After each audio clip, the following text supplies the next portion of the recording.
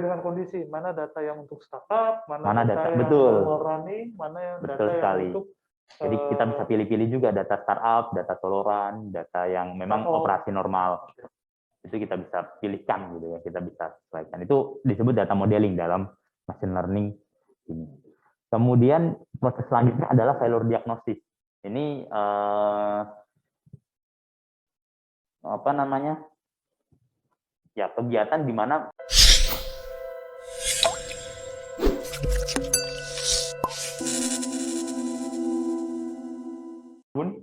dan ini acara yang ke 12 atau 13 gitu ya? 14. Oh, 14. Karena saya salah di kuis minggu lalu, saya masih mengingatnya. Ini ke 14. Ini salah satu apa namanya ketua panitia dari conference track yang kita adakan. Chandra juga, saya juga. Di beda tahun ya kita. Nah, nanti jangan lupa apa namanya akan ada undangan khusus juga kepada sobat-sobat ngobat untuk mengikuti conference kita minggu depan di tanggal berapa, Pak Chandra? 79. 79, ya. Ya, 7 September sampai 9. 2 hari lah, 2 hari. 8 September sampai 9 September, mohon maaf. Meskipun acaranya online ya, insya Allah akan tetap seru seperti tahun lalu dan akan lebih seru lagi ya. Dengan persiapan yang cukup. Konten-kontennya menarik, praktisi, dan kita akan berharap melihat dan visi dari kegiatan reliability, condition monitoring, life cycle strategi pada masa mendatang itu seperti apa. Dan best practice yang sudah dilaksanakan dari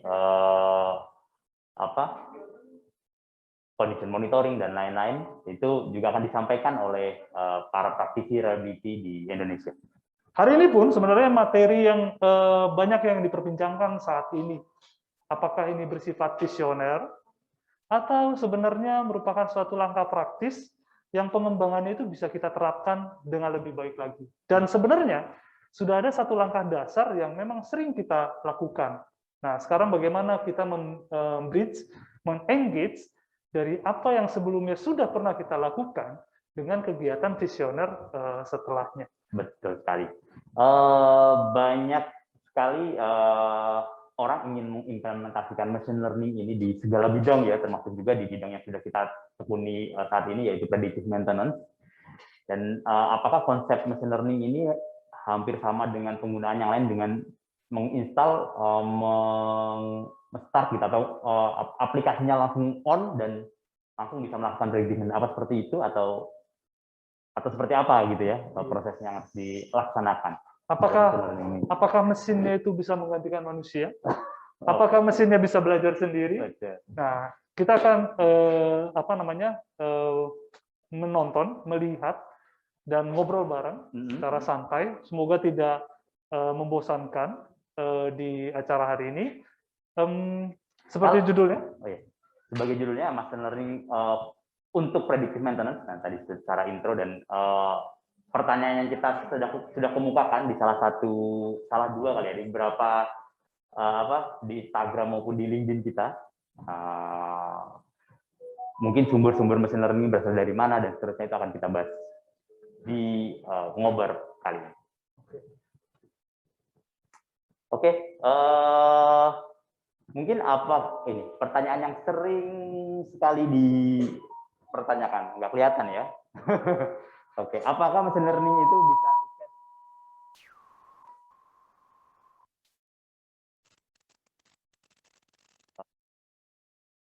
Kesalahan teknis dari sound kami.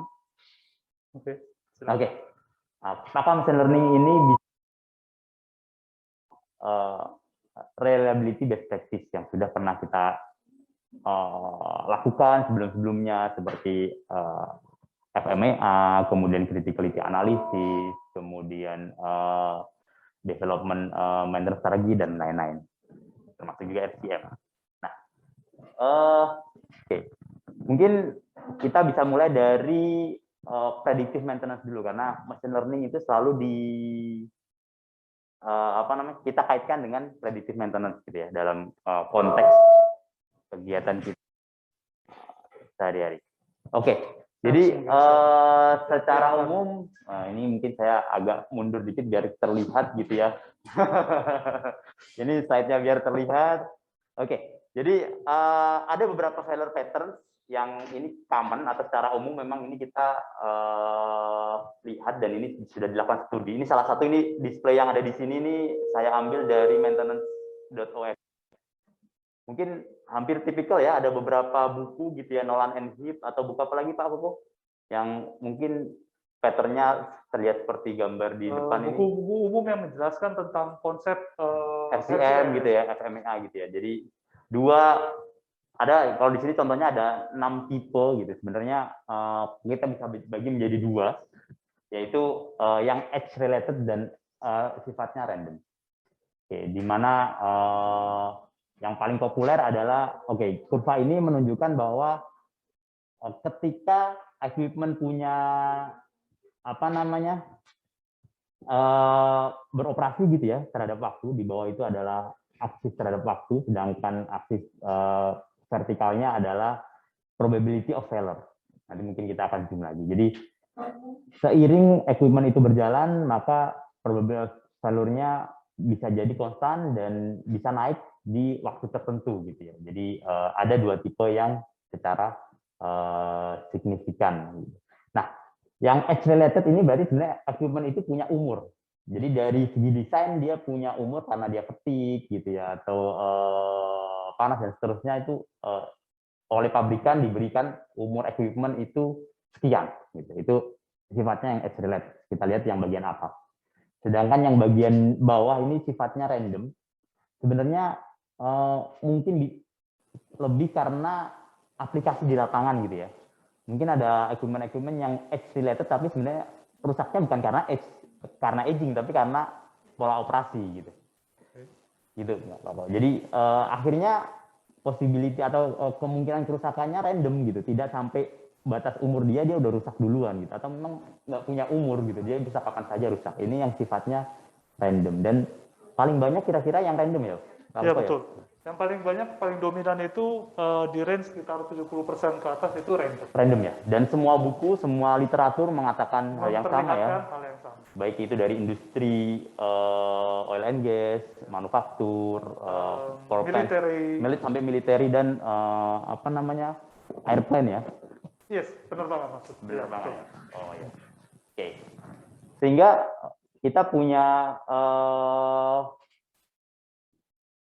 kesimpulan, possibility kerusakan itu sangat tergantung terhadap maksudnya sifatnya random, dan mau nggak mau gitu ya, kita harus melakukan monitoring bahwa apakah kapan probability-nya itu naik gitu ya. Jadi ini ada 2 gambar, yang bawah ini gambar yang tadi kita zoom gitu ya, jadi kelihatan failure pattern-nya seperti itu, kira-kira yang ya kita ambil yang paling common lah, paling umum lah, yang mungkin nilainya 40% ke atas gitu. Nah, yang di atas ini sebenarnya kurva yang umum juga digunakan dalam predictive maintenance, yaitu dulu namanya PF curve, potential to functional failure curve gitu ya. Kalau sekarang mungkin dimodifikasi menjadi DIPF gitu ya, Design Installation Potential Failure ke Functional Failure. Jadi ada kondisi di mana setelah instalasi sampai potential failure ini dia sifatnya proaktif atau dia running secara terus-menerus. Ketika potensial itu terjadi, maka ya failure itu akan terdevelop atau akan berkembang menjadi lebih besar dan lebih besar dan lebih besar. Kalau kita lihat, misalkan seperti ini. Jadi possibility, karena kita nggak tahu ya, jadi karena dia sifatnya random, possibility rusak bisa jadi seperti sekarang ini gitu. Atau ada sifat yang lain, dia ternyata bisa lebih awal gitu ya dibanding dengan yang tadi gitu sebelumnya. Atau mungkin juga bisa lebih awal lagi gitu ya, lebih mundur lagi gitu ya. Nah, bagaimana kita mengetahui ini? Mau nggak mau harus dengan cara monitoring gitu. Kapan probability itu naik, kapan probability itu masih rendah gitu. Jadi ini memang sebentar biar lebih enak, saya bawa contekannya dulu. Jadi slide-nya lebih gampang. Nah, kita bisa lihat, nah ini adalah kondisi di mana probability itu atau ada perubahan kondisi sehingga probability mulai akan naik gitu ya. Kalau di kurva DIPF curve ini itu yang ada di atas itu gitu ya. Jadi potensial failure mulai terjadi.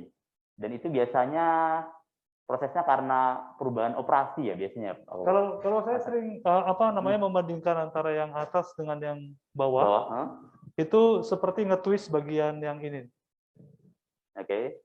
Nah, ini kalau kita twist, kita balikin atasnya yang steady, terus kemudian meluru. Meluru, oke. Ya. Jadi performance-nya si equipment itu semakin jelek. Oke. Jadi kemudian semakin besar kerusakan, maka tadi potensi probability of failure-nya sendiri makin naik karena kemungkinan dia sampai fail itu akan makin tinggi gitu ya. Betul. Kemudian performanya turun gitu ya kalau yang di atas itu di DIP curve. Jadi kalau saya sering membaca bahwa performance-nya si equipment itu dipengaruhi oleh dari potensi failure yang mungkin terjadi. Probability dari failure pada suatu equipment itu yang mungkin terjadi. Probability naik, maka potensi dari performance suatu equipment akan menurun. Oke, baik.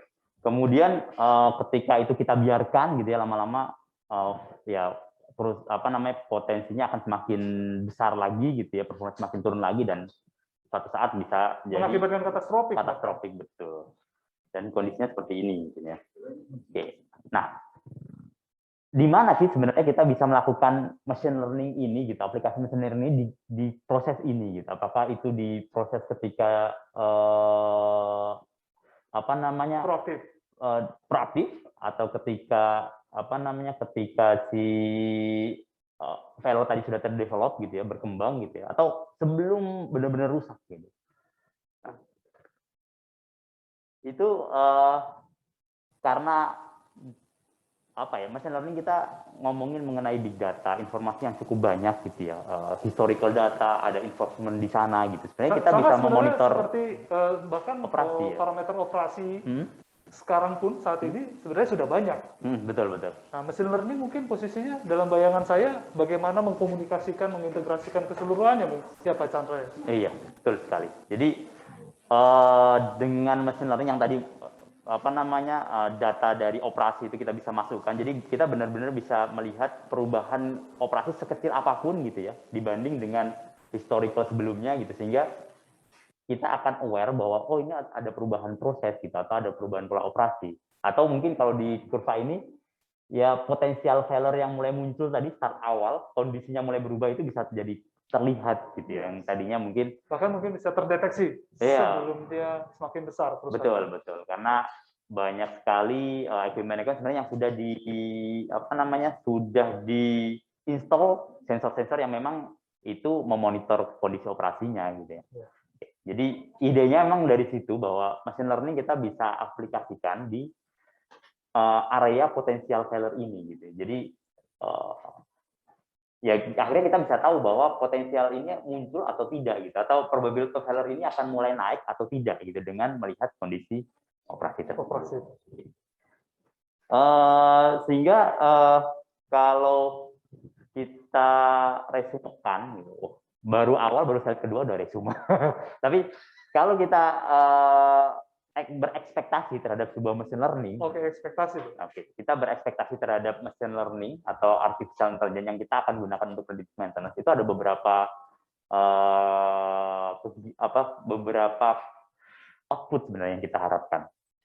Banyak sekali yang mengharapkan. Jadi ini yang common gitu yang kita berekspekt bahwa yang pasti tadi anomaly detection tadi, perubahan kondisi ketika probability of failure-nya mulai naik atau ketika performance-nya mulai turun.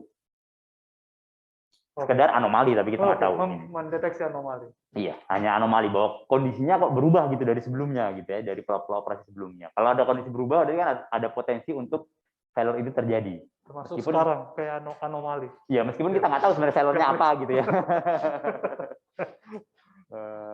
Oke. Kemudian yang kedua adalah failure diagnostic lebih detail lagi gitu ya.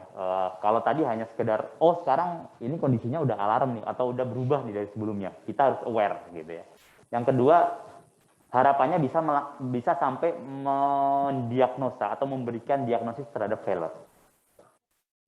Possible nggak, Kapko? Possible. Possible ya? Itu possible. Oke. Jadi karena parameternya kita tahu ya parameter dari mana gitu ya. Kemudian kita integrasikan tuh. Oke, dan itu memungkinkan ya kita gunakan ini. Yang ketiga, lebih advance lagi bahwa failure diagnostic itu bisa digunakan sebagai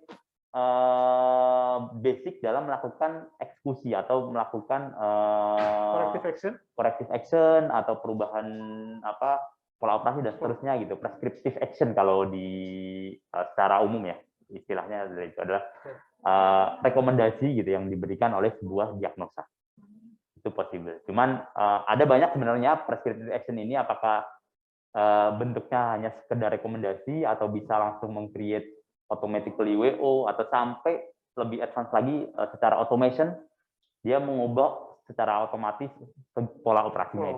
Itu possible. Cuman ya itu akan banyak sekali parameter yang harus involve di sana.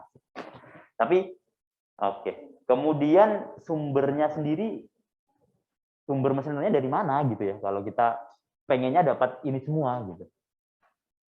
Dari mana kita bisa dapatkan sampai perspektif gitu? Atau data dari mana yang kita bisa gunakan sebagai anomaly detection atau failure diagnostic? Nah, yang pasti ya untuk semua machine learning akan ngomongin tentang big data gitu ya, machine learning Gojek, machine learning sebut merek, maksudnya Google atau apapun itu pasti dia ngomong mengenai big data gitu. Tapi sekarang mungkin, big datanya apa gitu? Tapi mungkin setelah melihat bagaimana prekayasaan yang dilakukan oleh Google memanfaatkan data, sebenarnya how big is big in this data? Pak Chandra menginterpretasikannya bagaimana ya? Oke, how big is big? Menurut saya sih selama data itu sudah bisa merepresentasikan kegiatan operasi, pola operasi, menurut saya di predictive maintenance ya itu cukup big sih.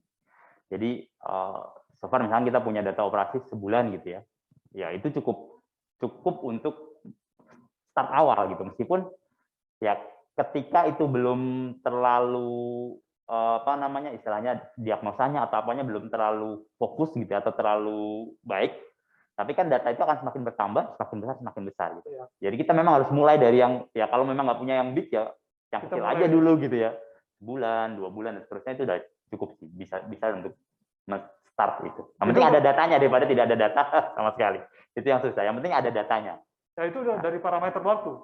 Nah, bagaimana juga kita menginterpretasikan how big is big in this statement? Apakah kita bisa mengatakan bahwa seluruh parameter dimasukin saja semuanya? Itu ideally iya, tetapi kayaknya kalau kita lihat sekarang gitu ya, bahwa commercially nggak memungkinkan gitu ya. Jadi seberapa banyak sensor mau kita taruh itu lebih ideal gitu, bikin karena kita sudah bisa melihat semua kondisi gitu ya. Tetapi secara komersial semakin banyak sensor yang kita taruh, data yang kita tarik dan seterusnya itu ya pasti akan ada biaya yang akan dikeluarkan di sana gitu. Tapi makanya namun tidak menutup kemungkinan itu bisa diaplikasikan betul. Hobby ya itu ya selalu akan ada tarik menarik ya antara kebutuhan dengan kebutuhan untuk sebanyak-banyaknya sensor atau dengan mungkin cost-nya seefektif mungkin apa yang harus dilakukan. Nah, sehingga saat ini penggunaan machine learning untuk predictive maintenance, yang pertama tadi how big is big, yang pertama yang paling gampang ditarik adalah operation data. Karena sudah ada gitu loh. Ya nggak? Ya. Sensornya sudah ada, kita tinggal tarik, sudah menjadi sebuah big data, kita bisa lakukan trending, kita bisa lakukan ya pengolahan clustering dan seterusnya di machine learning. Itu oke. Tapi saya sebagai vibration analyst misalkan gitu ya, kalau hanya melihat overall saja dari operation data yang diambil untuk machine learning, kurang cukup sih menurut saya. Oke, overall value itu hanya number ya? Betul, overall value di vibrasi itu hanya number. Kita mungkin perlu spectrum, waveform, dan seterusnya.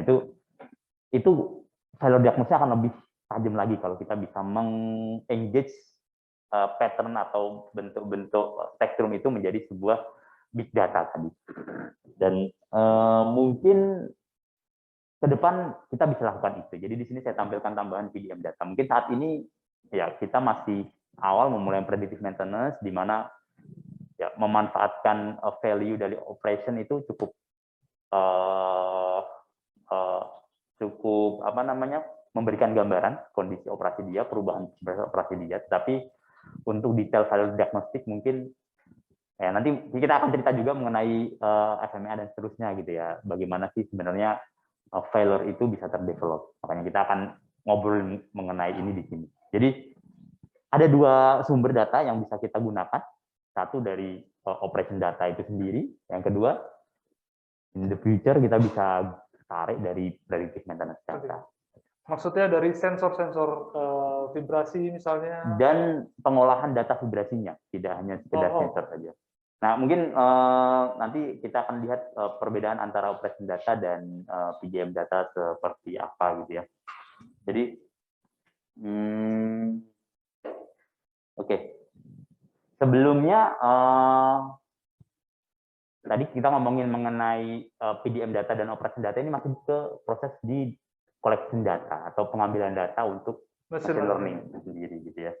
Jadi kita fokus di dua ini tadi, masih kita obrolin mengenai ya potensi data yang bisa kita gunakan dari mana sih gitu. Dari dua data ini, dari operation data dan PDM data. Kemudian data itu dikoneksikan untuk ke sebuah database dan seterusnya, nanti yang akan dimanfaatkan oleh sebuah machine learning. Jadi ini proses machine learning yang digunakan di predictive maintenance. Kemudian proses koneksinya sendiri bisa segala macam. Kalau sekarang ada melalui Modbus, melalui OPC, melalui REST API dan seterusnya, itu possible sehingga data yang dari DCS, dari mana saja gitu ya, itu bisa jadi satu database yang nanti dimanfaatkan oleh apa namanya, machine learning. Jadi kita bisa memanfaatkan itu. Jadi itu hal tersendiri ya sebelum machine learning sendiri. Jadi sebelum kita melakukan apa namanya, implementasi machine learning, paling tidak datanya sendiri harus terkoneksi menjadi satu sehingga datanya menjadi big data tadi. Ketika masih terpecah-pecah, ya akan susah gitu yang memanfaatkannya sebagai big data. Tapi ada beberapa challenge dari apa namanya, banyak user kita saat ini bahwa sumber datanya itu ada banyak manufaktur, dan kemudian mereka itu terkadang menutup pintu bahwa saya tidak mau mengambil data yang dari tempat saya. Iya, betul. Nah, itu challenge yang begitu memang bisa dihadapi secara spesifik. Ada solusinya kah sampai sekarang? Itu susah, dan kalau saya lihat ya beberapa manufaktur ya yang besar gitu ya, seperti Emerson atau GE itu sudah mulai membuka diri untuk data itu ditarik ke sistem yang lain. Jadi ada dengan sistem OPC, dengan sistem REST API, dengan Modbus dan seterusnya, itu data-data itu possible untuk dikirimkan dari sistem itu ke sistem lain, dan mereka saat ini sudah mulai membuka. Saya lihat update-update dari manufaktur DCS dan seterusnya itu possible, dan sebenarnya memang sudah cukup banyak apa namanya, koneksi gitu ya di DCS untuk ke historians data itu dari semua manufaktur, dan cukup banyak. Cuman memang ada yang spesifik big company yang mengelola semuanya, itu pengennya dikelola sendiri gitu ya datanya ya. Tapi kalau saya lihat sih beberapa sudah mulai membuka opsi untuk ditarik ke istilahnya available untuk siapapun diintegrasikan dengan sistem yang lain. Nah, itu masih challenge sih memang dari saat ini, cuman beberapa sudah membuka, ada progres lah untuk membuka data itu agar bisa mudah untuk ditarik. Sehingga kalau kita sudah bisa punya data yang lebih banyak lagi, lebih informatif, itu pengolahan data dengan mesinnya akan lebih baik lagi gitu. Jadi data itu kemudian disimpan tadi setelah dikoneksikan tadi. Nah, baru kita lakukan data analisis kalau di machine learning ini. Apa sih sebenarnya data analisis? Data analisis ini mengelompokkan data-data mana yang memang bermanfaat dan kita bisa lakukan masukkan algoritma, modeling dan seterusnya. Jadi memilah-milah data ini masih apakah ini kita bisa serahkan ke software secara otomatis atau memang perlu coaching dari orang dan seterusnya gitu ya. Itu adalah sebuah data analisis.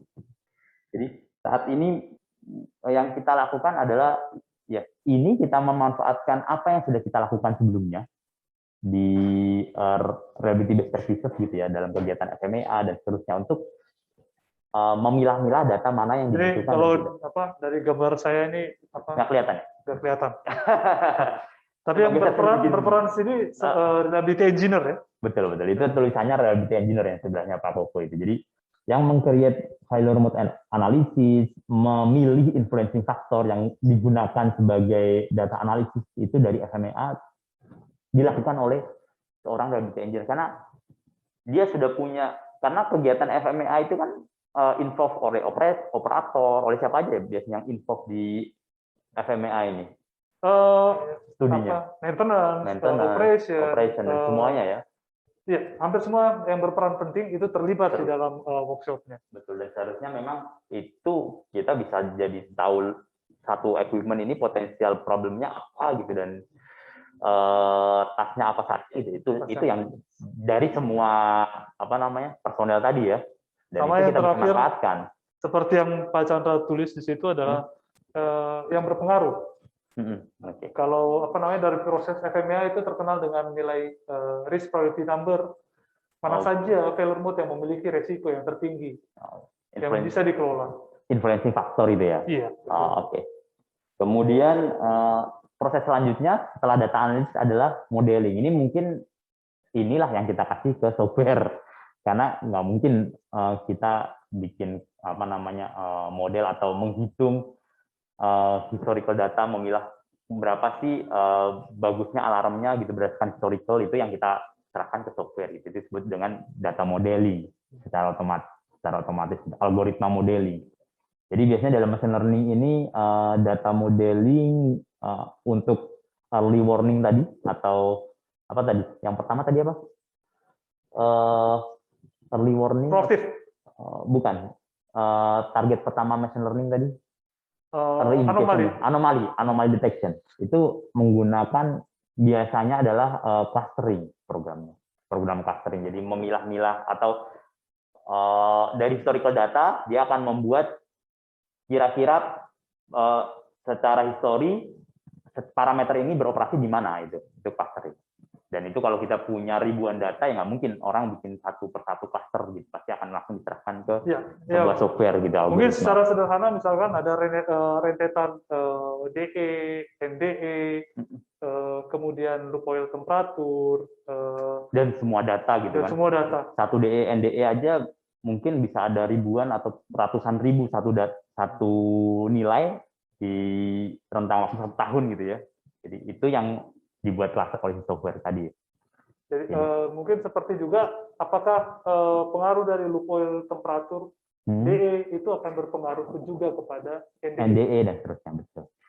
Itu clustering tadi. Jadi itu kita serahkan ke si algoritma tadi. Jadi sebenarnya kita bisa membaca pola seperti itu atau yang berpengaruh parameter yang satu terhadap yang lain itu dari failure mode analysis juga berarti. Betul. Jadi clustering tadi kan istilahnya pertama kita memilih influencing faktornya. Jadi parameter yang dari satu model itu ada beberapa parameter sih yang saling berhubungan yang memang akan berpengaruh terhadap satu failure atau beberapa failure yang berhubungan lah di situ, failure mode. Nah, itu dipilih karena kita nggak mungkin membuat satu equipment satu model terlalu banyak ini akan terlalu banyak referensi gitu, terlalu banyak parameter yang bisa jadi parameternya malah nggak berhubungan satu sama lain. Iya. Jadi memang kita pilih-pilih dulu. Nah, setelah kita milih yang berhubungan tadi, ya kita serahkan ke software algoritma tadi untuk memilih-milih atau melakukan clustering. Nanti mungkin kita jelaskan di slide selanjutnya.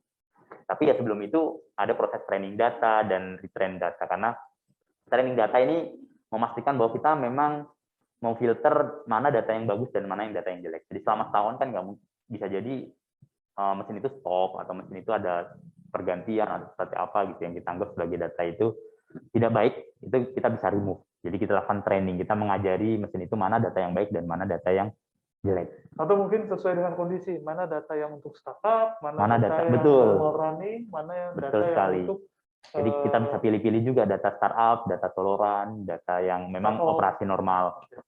Itu kita bisa pilihkan gitu ya, kita bisa sesuaikan. Itu disebut data modeling dalam machine learning ini. Kemudian proses selanjutnya adalah failure diagnosis. Ini apa namanya?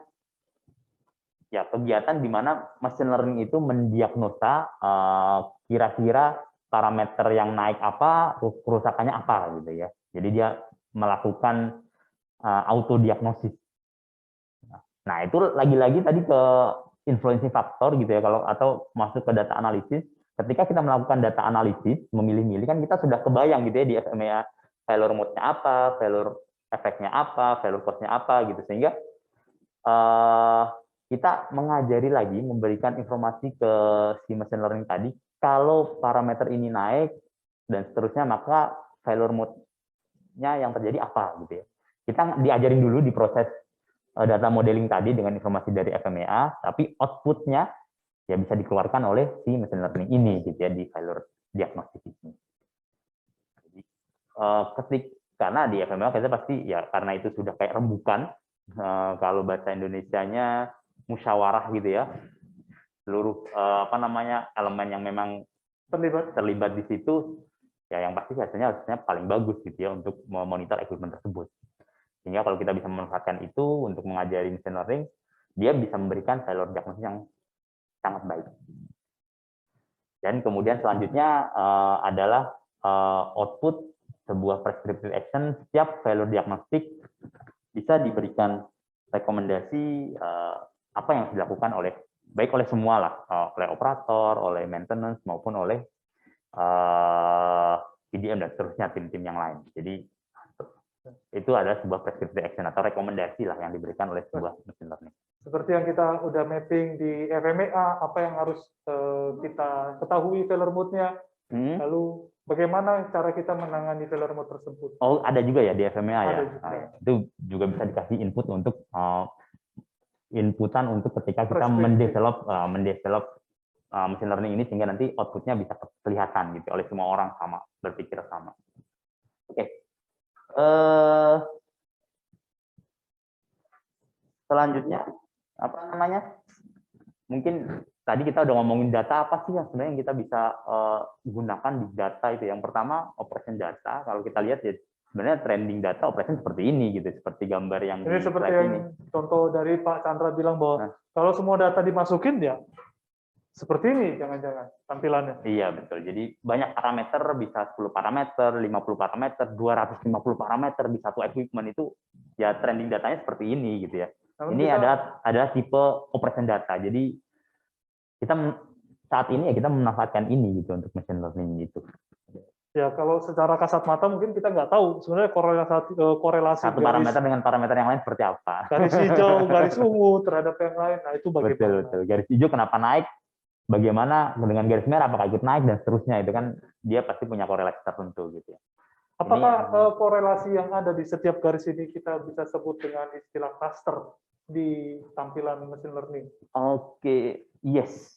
Kita bisa nanti akan ketika machine learning itu membuat sebuah cluster, dia akan melihat korelasi ini gitu ya. Kemudian ketika ini dianggap sudah terkorelasi, maka dia akan bikin pokoknya hubungannya antara satu parameter dengan adalah seperti ini gitu. Kalau hijau naik, kalau kita lihat di sini hijau naik, merah juga ikut naik gitu ya. Atau yang signifikan hijau dan biru gitu. Hijaunya naik, birunya juga ikut naik.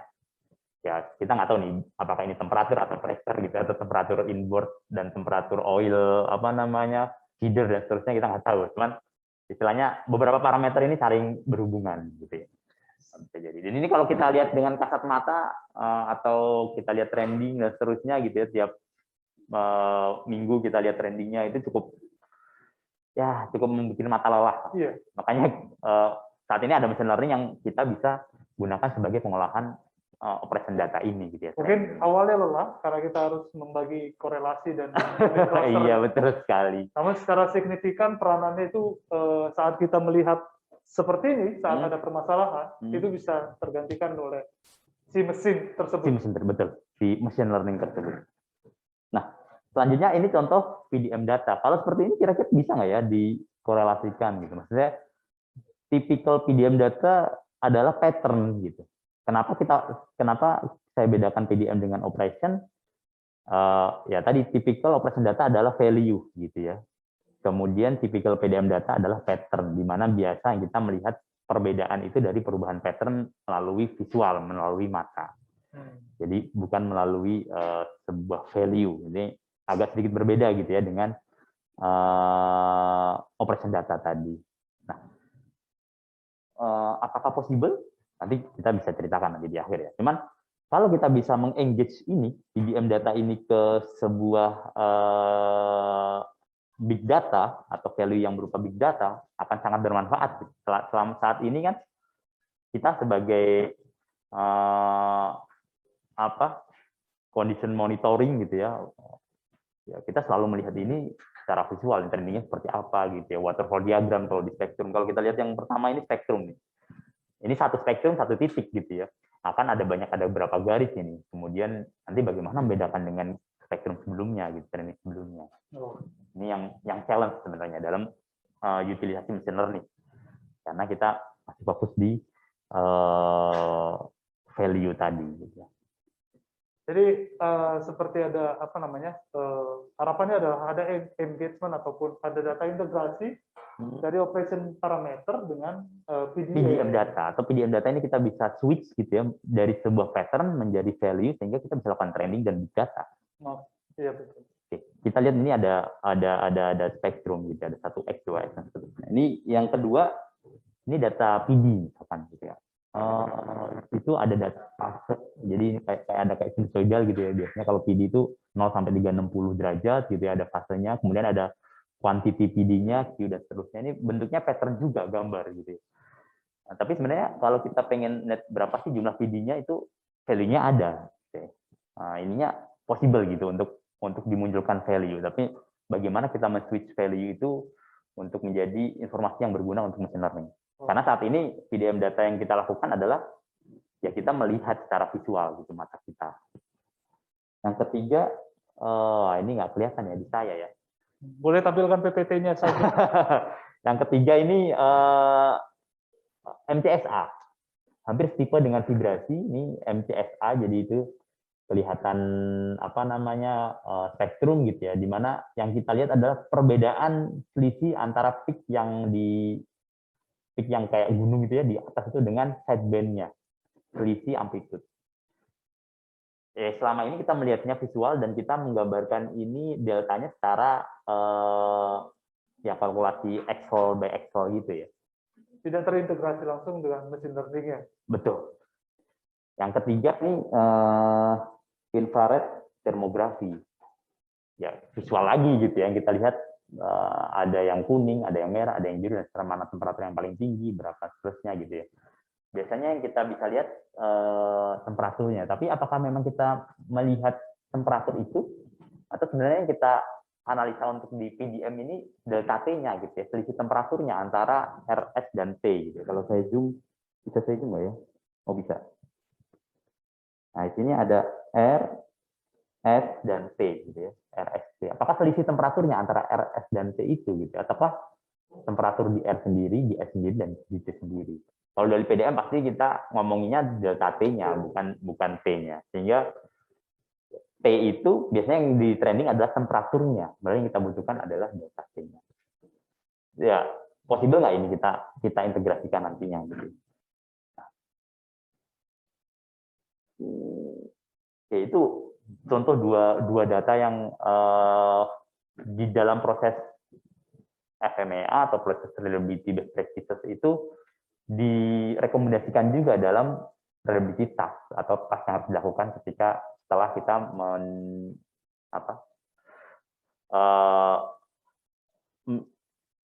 setelah kita menentukan failure mode dan seterusnya gitu ya. Nah, oke, sekarang oleh karena itu kegiatan ML ini dengan FMEA approach seperti apa sih dengan kegiatan reliability best practice tadi atau MF kegiatan kita yang sudah kita lakukan sebelumnya? Biasanya kita melakukan ada reliability management atau di situ ada task identification ya, reliability management ini di mana goal-nya adalah task apa saja sih yang harus kita lakukan untuk memitigasi setiap failure yang mungkin terjadi di sana. Ya, jadi banyak sekali kegiatan yang dilakukan di reliability management, tapi base-nya adalah kegiatan FMEA itu sendiri, failure mode dan efek analisis yang ada di tengah. Coba saya yang di sini nih, FMEA itu sendiri, oke. Kemudian itu informasinya bisa dari maintenance history, RCFA, gitu ya. Sebelumnya kita akan melakukan criticality analysis dulu dan seterusnya. Di kegiatan FMEA itu ada beberapa tahapan yang dilakukan, yaitu menentukan boundariesnya, apakah cooling sistemnya, loop oil sistemnya, equipment driver, dan seterusnya itu didefinisikan di sana, karena kita tahu bahwa setiap failure ini kadang-kadang hanya terjadi di boundaries tertentu gitu nggak Pak Koko? Jadi failure mode misalkan untuk loop oil ya hanya terjadi di boundariesnya untuk sistem loop oil gitu, dia tidak akan pindah ke sistem proses dan seterusnya. Iya, bisa saja. Dan namun itu tergantung dengan failure mode yang kita identifikasi. Yang kita identifikasi, betul. Tapi ya itu kita definisikan juga di FMEA untuk menentukan failure tadi juga gitu ya. Boundary-nya, kalau semakin besar boundary-nya, tentu yang parameter di dalamnya juga berpengaruh terhadap sistem yang besar itu bisa terlihat juga. Oke, jadi tapi tetap kita ya itu menentukan boundaries-nya, baru kita akan mendefinisikan failure yang terjadi di boundaries tersebut gitu ya. Kemudian failure efeknya, failure cost-nya, sehingga dengan mendefinisikan tiga komponen, tiga tipe ini, kita mendapatkan tas-tas apa yang harus kita lakukan. Gitu. Iya, betul Pak. Dan kalau kita lihat tasnya sebenarnya tidak hanya di proses, kalau di operasi itu mungkin, kalau di sini saya masuknya di proses condition monitoring ya, parameter operasi ya. Tapi ada lain gitu, ada juga kegiatan-kegiatan yang harus dilakukan oleh PDM data yang tadi spektrum, kemudian ada infrared dan seterusnya, vibrasi gitu ya. Ada juga inspection gitu ya. Atau ada yang ya si operator rutin duties gitu yang setiap hari tetap secara visual mengecek dan seterusnya gitu ya, operator round ya di site itu juga merupakan reliabilitas. Tapi tetap mereka juga memang ada mencatat ya berdasarkan visual atau mungkin site visit, lokal parameter yang memang harus mereka catat juga.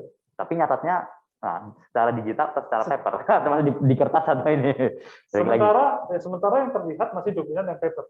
Oke. Tapi saat ini saya bisa melihat beberapa user juga ada yang sudah switch ke digital lain. Jadi begitu mereka input sudah terkoneksi ke sistem DTSK atau ke sistem online recording sistem mereka, sehingga bisa mereka melihat apakah ada anomali yang terjadi. Oke.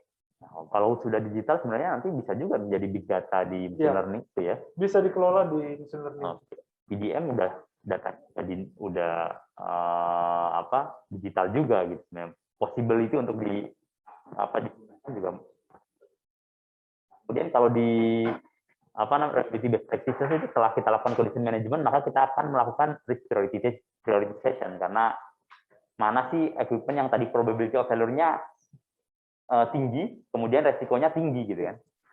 Atau ya tadi dengan performance turun mungkin resikonya juga meningkat gitu ya. Sehingga kita bisa prioritaskan mana yang harus dilakukan eksekusi, mana yang enggak gitu. Jadi work management ini sebenarnya gambaran secara umum kegiatan reliability best practice yang harusnya kita lakukan, yang memang ya ini menjadi sebuah best practice secara worldwide ya, secara dunia, seluruh dunia ya, untuk mengimplementasikan reliability best practice. Nah tadi ini kegiatan machine learning dan AI sendiri, sebenarnya kegiatan-kegiatan yang reliability best practice ini ada di mana sih gitu ya? Ketika kita mau connect dengan machine learning gitu. Punya tadi secara diskusi, jadi ketika kita memanfaatkan kegiatan FMEA ini menentukan boundaries, seterusnya secara tidak langsung kita memilah-milah juga data yang mungkin mana yang saling berhubungan, mana yang tidak gitu ya, dengan mendefinisikan boundaries tadi. Parameter-parameter ini sistem proses, atau ini sistem oil system, atau ini apa namanya, ya drivernya yang mungkin tidak ada hubungan satu sama lain gitu. Itu kita bisa pisahkan di situ kan, sehingga sensor-sensor yang nempel di setiap boundaries tersebut itu kita bisa pilah-pilah gitu, sesuai dengan failure mode dan seterusnya. Bahkan bisa mencari korelasi seperti cluster. Apakah sensor A dengan sensor B itu memang ada korelasinya atau tidak sama sekali? Atau tidak ada ya. Itu dengan definisi boundaries tadi kita bisa dapatkan data analisis ini.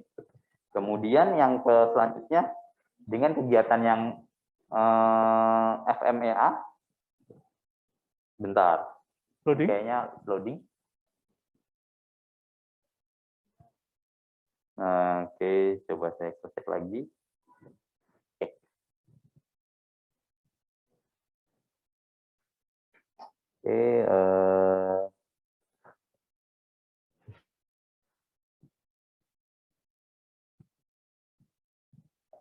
kayaknya masih loading Pak ininya, slide-nya. Oke, nah ini kegiatan Bapak-bapak saya nyebut ya, padahal kita harusnya nyebutnya sobat ngobar ya.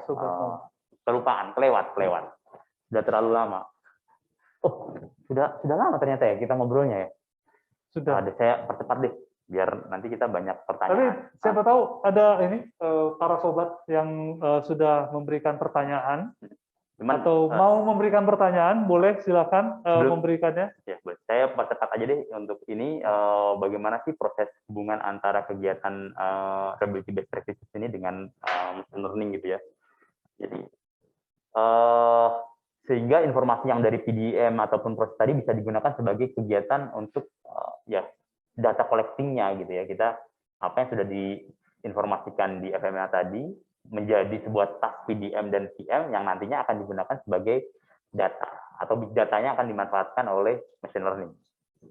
Kemudian yang terakhir, value diagnostic sebagai analisa, sehingga bisa memberikan mapping resiko, restorative action sebagai probability of failure-nya.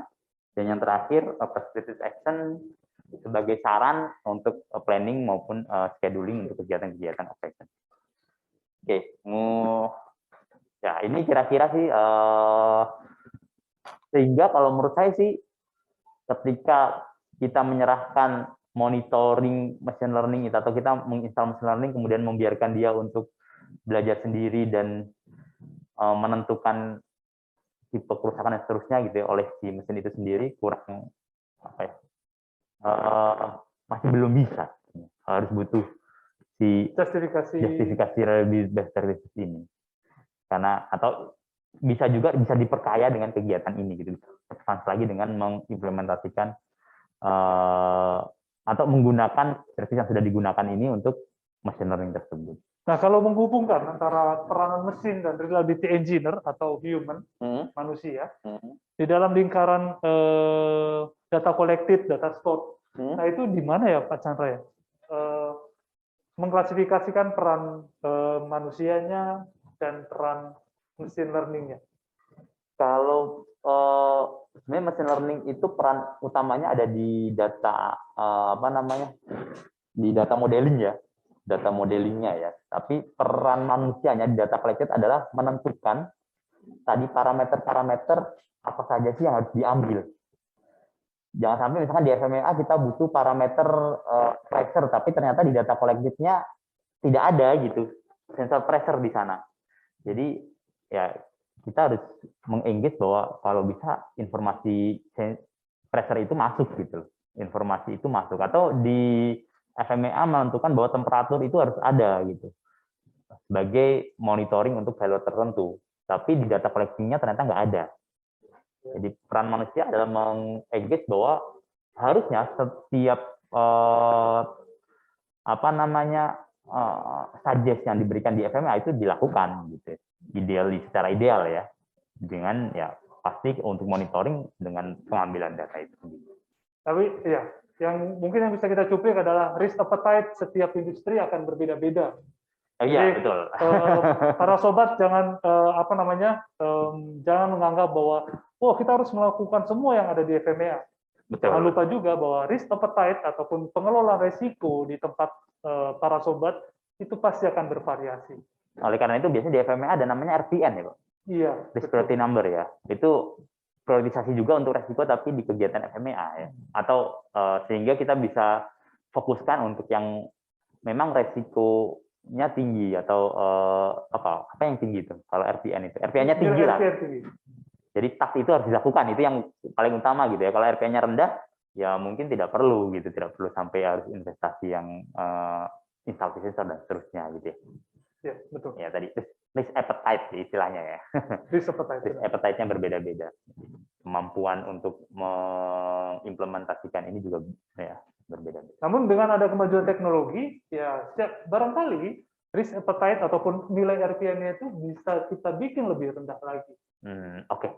Awalnya tadi kita cuma dengan melakukan replacement, sehingga RPN-nya itu menjadi tinggi.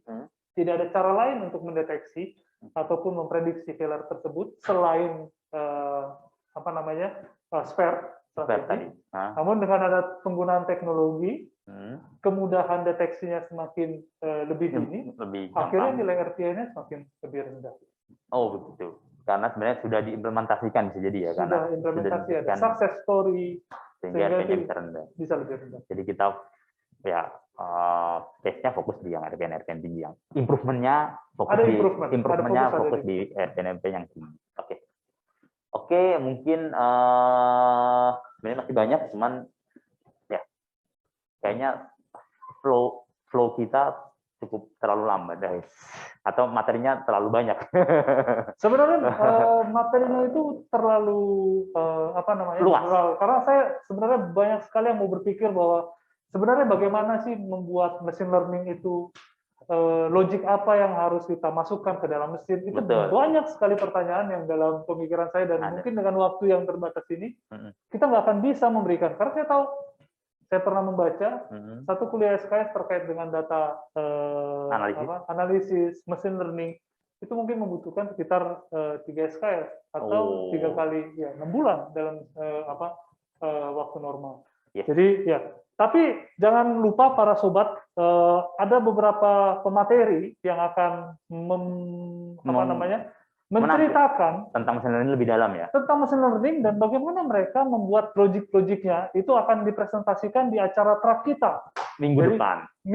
Jadi jangan lupa, saya sudah memberikan clue karena banyak beberapa pertanyaan dan tidak ditampilkan oleh Pak Chandra karena kesengajaan tadi, supaya para sobat bisa hadir dan melihat bagaimana mereka success story-nya membuat logik-logik di dalam machine learning mereka.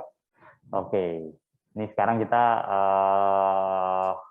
masuk ke ada pertanyaan dari para sobat ngobar, ngobrol bareng Tiara. Oke, yang pertama, ini ada ininya nggak? Ini lama nggak ya? Penanyanya, kita bisa mau menyapa sobat siapa ini? Oh, Pak Adi. Pak Adi. Berapa lama waktu yang dibutuhkan untuk machine learning mentraining software ini? Gitu ya. Tadi, how big is big kalau kata Pak Koko di awal tadi. Banyak sekali tipe-tipe data yang yang mungkin diperlukan gitu ya. Jadi atau kita harus lihat sebelum menjawab waktu berapa lama, mungkin ada step kecil-kecil sebelum masuk ke fase training ini, Pak Chandra. Iya, step kecilnya adalah balik lagi ke FMEA bahwa data yang mau kita tampilkan untuk mengolah failure apa gitu ya. Apakah itu data proses condition monitoring tadi atau operation data tadi atau data PDM dan seterusnya gitu ya. Nah, kalau untuk trending biasanya memang seberapa banyak data itu ada. Kalau kita lihat dari beberapa aplikasi machine learning, 2 minggu aja bisa. Kalau datanya ada setiap menit atau setiap detik gitu ya. Setiap menit lah kalau nggak salah. Setiap menit data 2 minggu pun cukup gitu, 3 minggu. Kalau punya datanya tiap jam, mungkin 1 tahun baru bisa bagus gitu ya. Cuman nggak perlu takut bahwa kalau punya data sebulan, gunakan aja dulu gitu. Begitu jalan sebulan kemudian diperkaya lagi, di retrain lagi, 3 bulan di retrain lagi datanya, sehingga semakin lama akan semakin bagus gitu. Jadi jangan menunggu untuk mempunyai data yang banyak untuk memulai ini gitu. Data apa yang ada dulu kita lihat dari segi FMEA mencukupi nggak untuk mengelola failure tersebut secara parameter ya. Kalau sudah cukup, ya sudah seberapa datanya itu kita gunakan. Ini tren yang dimaksud ini adalah men-sort out data yang tidak baik dan data yang baik untuk menjadi referensi si mesin. Nah, bahwa data tersebut adalah data yang normal. betul. Nah, begitu di luar dari data itu tersebut, nggak normal. Itu dianggap sebagai anomali. Yes. Jadi sehingga para engineer bisa langsung mencuplik, oh ini ada anomali pada mesin. Correct, ya betul. Nah, kemudian pertanyaan kedua ini dari Pak Bambang. Oke, kapan machine learning akan urgent harus diimplementasikan pada sebuah plan? Urgensi machine learning ini.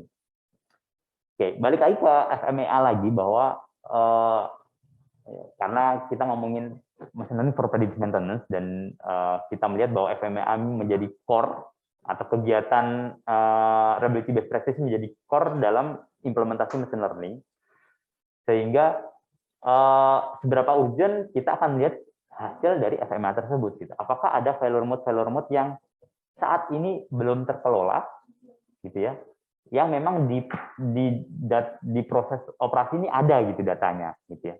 Jadi mungkin menjadi catatan juga oleh para sobat bahwa DIPF desain implementasi potensial failure dan itu dalam functional setiap failure mode beda-beda. Itu gradasi waktunya itu berbeda-beda. Betul sekali. Nah. Ada gradasinya yang lamban, ada gradasinya yang sangat cepat. Jadi mungkin cuplikan dari pernyataan Pak Chandra adalah siapa tahu ternyata failure mode yang dikelola di tempat kita, di tempat Bapak, para sobat, itu gradasinya sangat cepat. Betul. Sehingga membutuhkan suatu implementasi mesin untuk memetakan kondisinya. Betul sekali. Jadi kalau memang punya failure gitu ya, dan itu disuggest di reliability-nya dengan memonitor operasi atau PDM gitu ya, atau apapun yang bisa dimanfaatkan sebagai machine learning, dan failure tersebut ya memang saat ini ada, potensi failure-nya ada dan belum terkelola gitu ya, belum ada monitoringnya, ya ini kita harus lakukan. Balik lagi ke FMEA tadi, dan balik lagi ke risk appetite tadi, apakah failure mode ini RPA-nya memang tinggi atau tidak gitu ya. Kalau memang tinggi, ya idealnya memang kita harus lakukan secepat mungkin untuk mengelola failure tersebut. Mungkin para sobat mengelola risk appetite-nya itu sangat tinggi. Pengelolaan ya pastinya akan membutuhkan ini. Kalau risk appetite di tempat para sobat itu ternyata rendah, pengelola resikonya rendah, ya mungkin mesin ini bisa ya bisa ditelantarkan begitu saja. Padahal sudah beli, tapi ditelantarkan begitu saja, tidak diimplementasi. Ya. Mungkin sama seperti alur dulu PDM. Ada yang sudah membeli, namun berdasarkan maturity mapping mereka, yang penting beli, tapi tidak digunakan. Iya. Karena merasa risk appetite dari pengelolaan failure mode itu rendah. Apa boleh buat? Tidak berkembang juga ini. Betul sekali.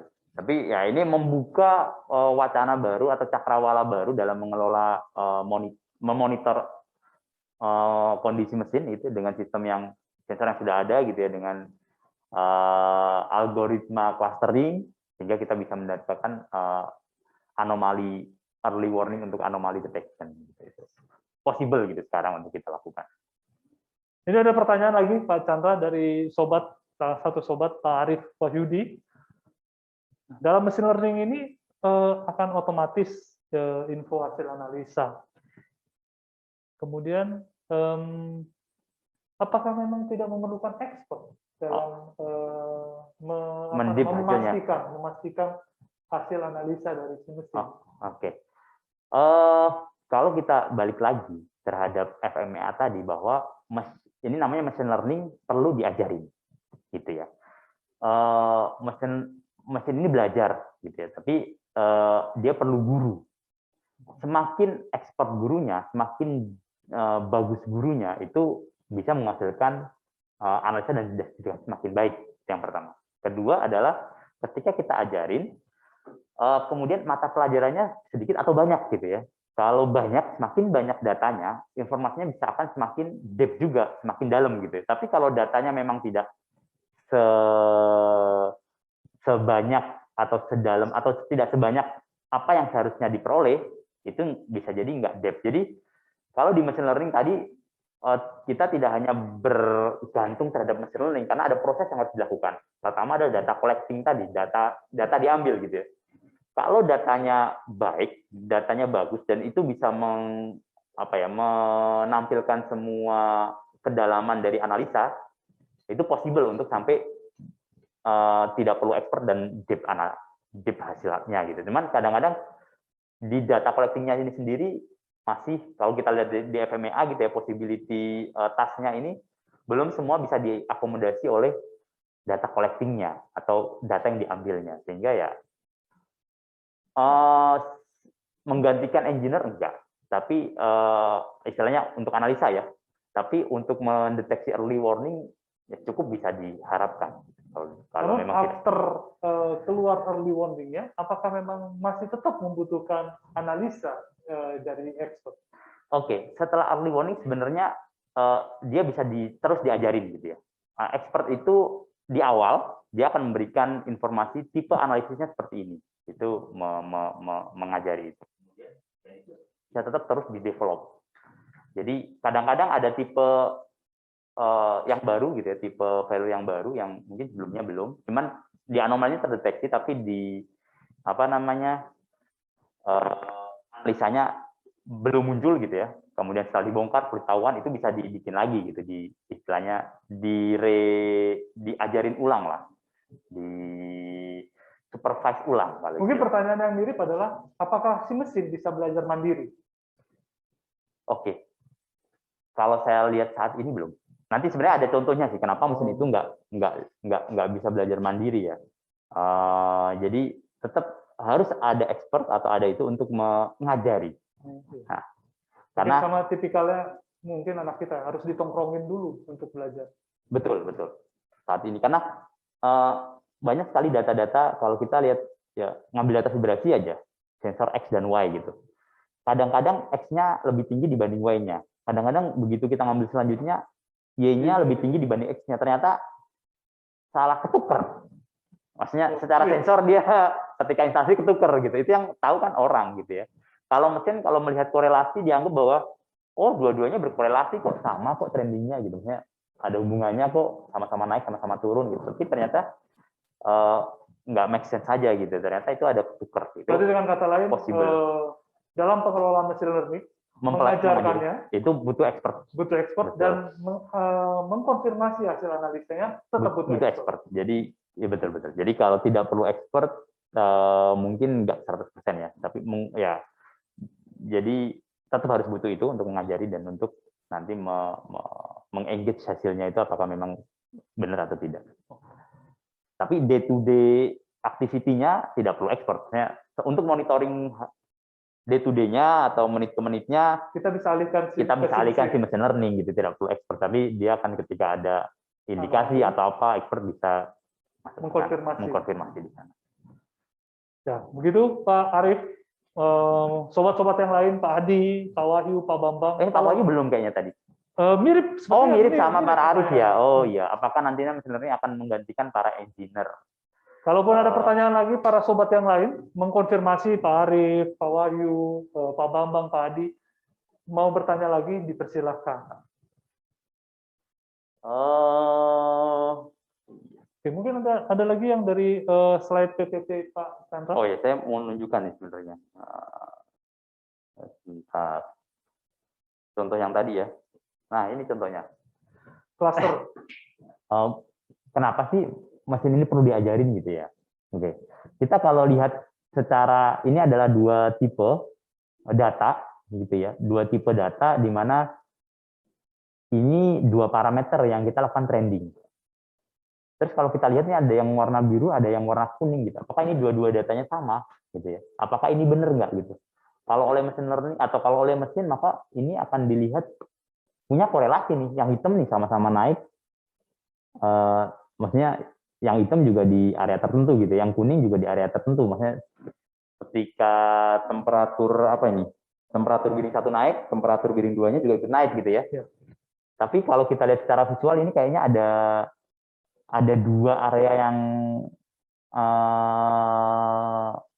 nggak match gitu ya, nggak sesuai dengan ini. Maka ini kita harus ngajarin nih mesinnya mana yang benar nih, apakah yang hijau apa yang kuning. Itu harus ada orang yang ngajarin. Karena kalau oleh mesin learning ini dianggap dua-duanya mempunyai korelasi yang tinggi. Dari gambar yang ditampilkan sebenarnya garisnya itu adalah bearing satu temperatur. Oh iya, betul. Garis X itu apa ya Pak Chandra ya?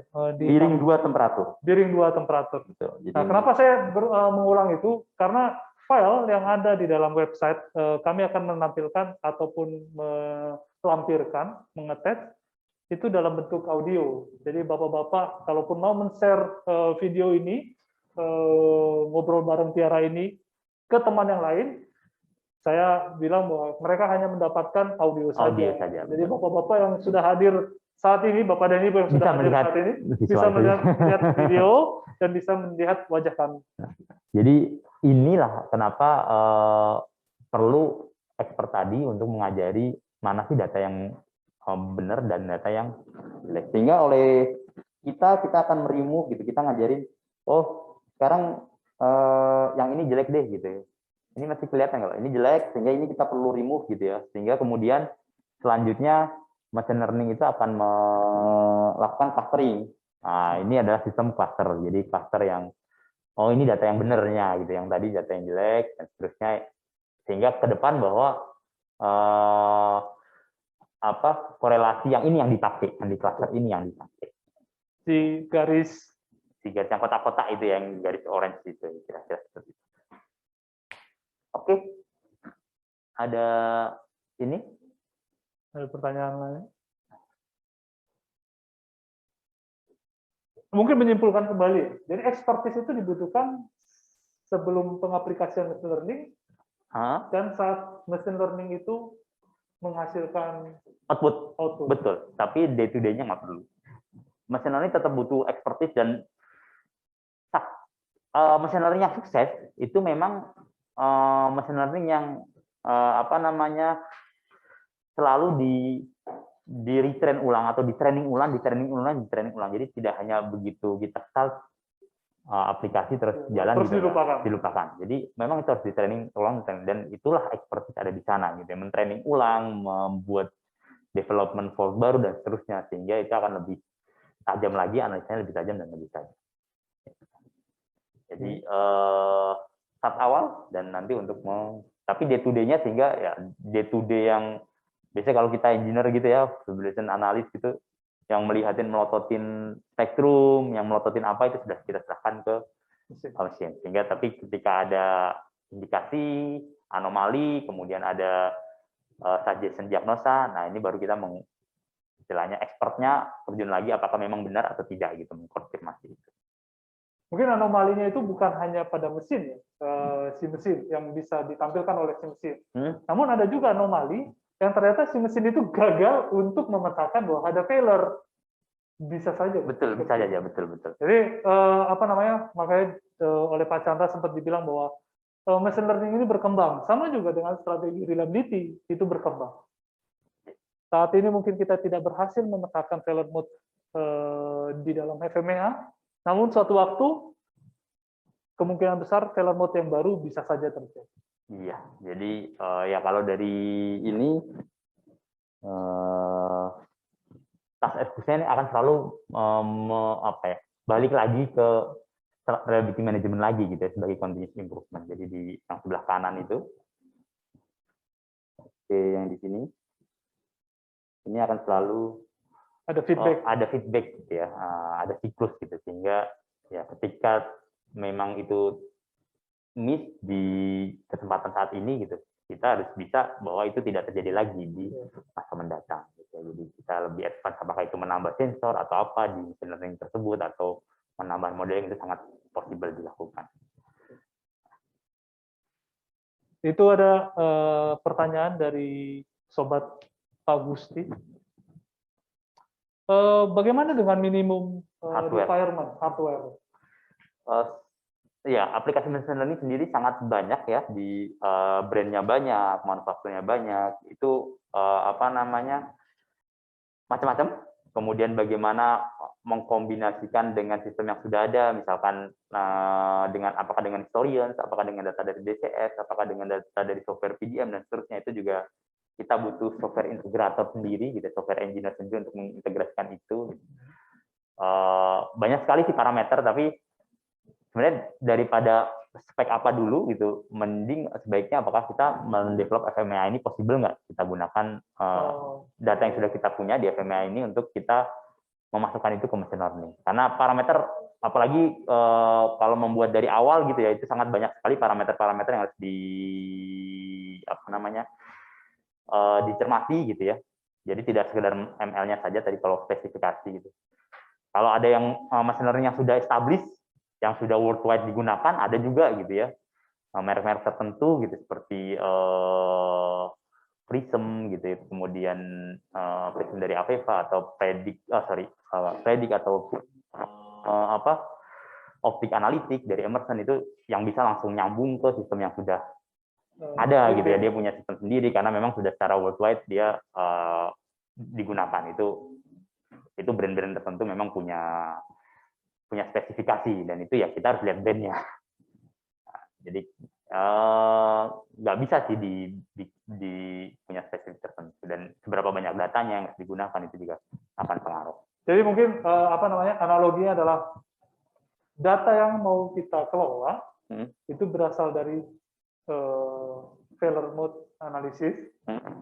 Kemudian seberapa banyak data yang kita inginkan berdasarkan dari analisa FMEA, tentunya membutuhkan konfigurasi hardware yang lebih besar lagi. Betul, semakin banyak yang dimonitor, semakin banyak yang digunakan, pasti hardware-nya juga semakin besar. Sebaliknya, kalaupun ternyata dari data analisa failure mode itu parameternya ternyata minim, kebutuhan hardware-nya pun minim juga. Betul sekali.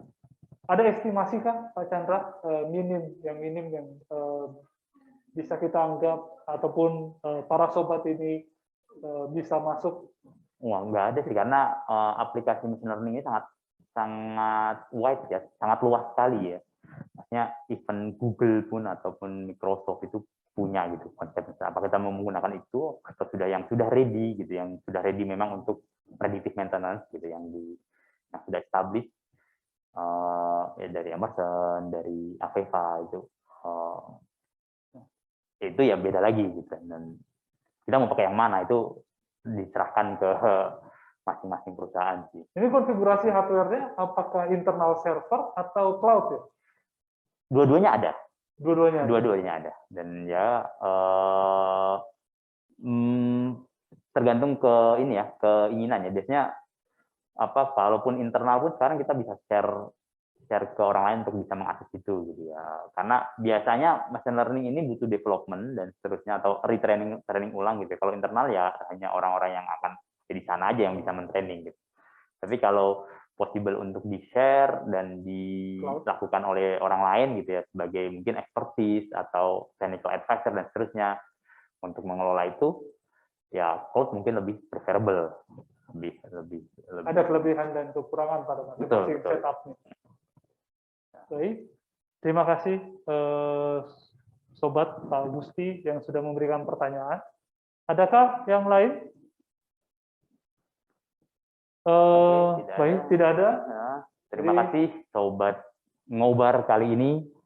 Jangan lupa minggu depan kita akan ada conference yang kita tunggu-tunggu di tahun 2021 ini. Nanti bisa Bapak dan Ibu Sobat menghubungi Tiara, menghubungi semua personel atau ya personel sales atau semua engineer, personel yang dikenal oleh Bapak. Bagaimana cara mendaftarkan diri untuk acara TRAK minggu depan? Dipersilakan dihubungi. Kita akan kembali lagi mungkin minggu depan dengan acara yang lebih semarak lagi di acara conference kita. Jadi jangan lupa untuk daftar, dan kita sudah punya ada aplikasinya di Google, saya lupa Google apa, Play Store. Play Store. Connect Track mungkin apa namanya di belakang saya bisa menampilkan bagaimana Connect Track itu. Atau Nanti akan ada tampilkan. Link namanya. Jadi sekali lagi terima kasih banyak para sobat yang sudah hadir menyediakan waktunya untuk mendengarkan ngobrol bareng Tiara ini dengan topik machine learning untuk predictive maintenance. Dan semoga ini bisa menambah wawasan kita sehingga kegiatan predictive maintenance kita akan bisa lebih baik lagi, lebih bagus lagi, dan ya kita bisa menghindari failure yang bisa merugikan bagi berlangsungnya operasi plan. Oke. Sebagai akhir kata, tetap jaga kesehatan di masa pandemik ini. Semoga para sobat diberkahi kesehatan, panjang umur dan keselamatan. Ya, terima kasih. Terima kasih banyak para sobat sekalian. Wassalamualaikum warahmatullahi wabarakatuh. Selamat siang. Selamat siang. Dan sehat selalu.